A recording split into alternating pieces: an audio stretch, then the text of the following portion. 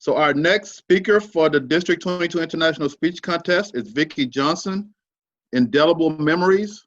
Indelible Memories, please welcome Vicki Johnson. Thank you, Mr. Contest Master, fellow Toastmasters, and guests. Have you ever had an experience that left a memory burned into your brain? Those experiences, the memories come from the five senses: sight, smell, sound, hearing, and touch.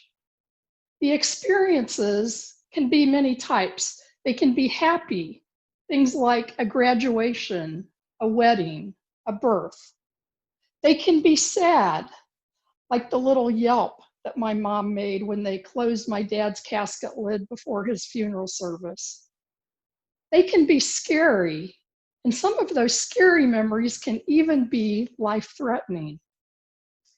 I would like to tell you about two scary / life-threatening experiences I had as the pilot of a Cessna 172. The first experience was just before I got my pilot's license. My flight instructor and I went out for a 2-hour, really extensive training session. We came back in, we were on final to Kansas City downtown airport.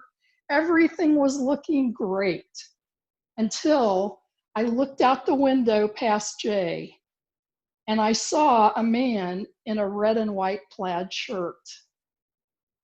He shouldn't have been there. I couldn't tell that he was in an airplane because I couldn't see the blinking lights on the airplane wingtips. But I saw him and I saw clearly it was a red and white plaid shirt. It was dark. I immediately poked my instructor, Jay, look, Jay, look. He saw that. I have never seen him move so fast. He reached over, shoved the throttle in, started to maneuver, grabbed the mic, called the tower. There's an airplane in our airspace. They had been cleared to follow us. They were following a little too closely. Fortunately, with the maneuvers and the actions, we were able to land safely.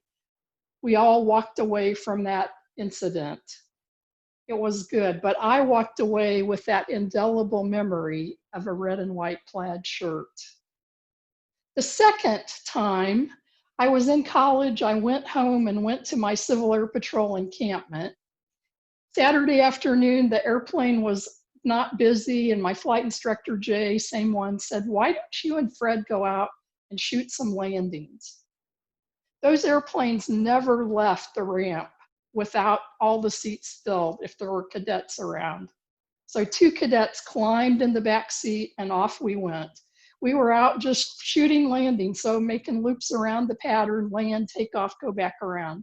It was all good until the second to last landing. I was flying, and when I got even with the point where I wanted to touch down, I saw that I was too high, so I put full flaps on. That increased our sink rate. We went around, we landed right where I wanted to. It was all good. Until Fred reached over and shoved the throttle in, and his arm was in my way. I couldn't get to the flap switch to put the flaps up. And I guess he wasn't paying attention, didn't realize that I had put full flaps down. Those airplanes don't like to take off with full flaps. They try not to. Fred could tell something was wrong. The stall warning was going off.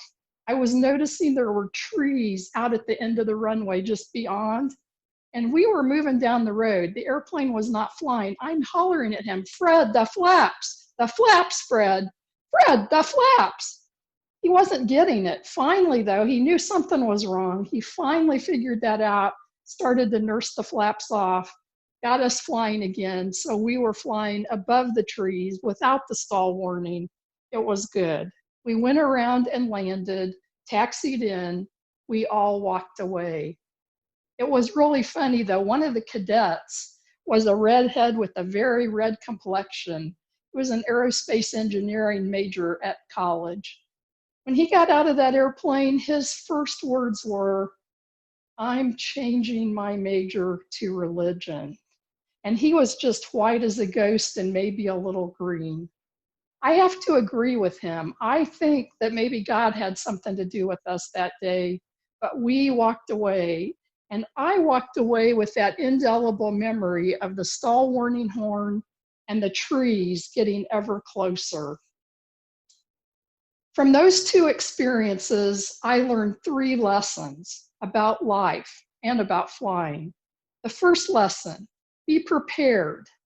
It's what the training is all about. Be ready to take the next action. The second lesson, be alert. Look everywhere. Make sure you know what's going on all around you and that it is as it should be. And the third lesson, be confident.